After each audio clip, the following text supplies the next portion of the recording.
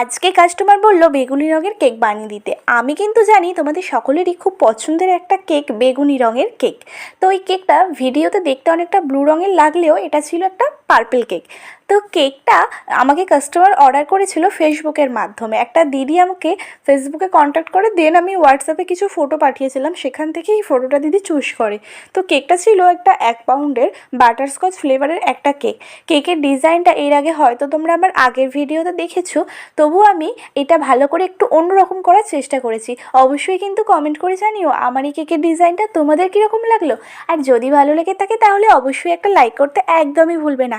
আর আমাদের baking class শুরু হতে চলেছে 1 মার্চ থেকে। যারা ক্লাস করতে চাও, হাওড়ার মধ্যে বাড়ি, তারা অবশ্যই আমাকে আমার কন্ট্যাক্ট নাম্বারে একটু কল করে নিও। আমি ডিটেলস বলে দেবো, আর আমি আমার ফোন নাম্বারটা আমার ডেসক্রিপশানে দিয়ে দেবো। তোমরা আমাকে একটু কল করে নিলে আমি সবটা বলে দেবো। টাটা।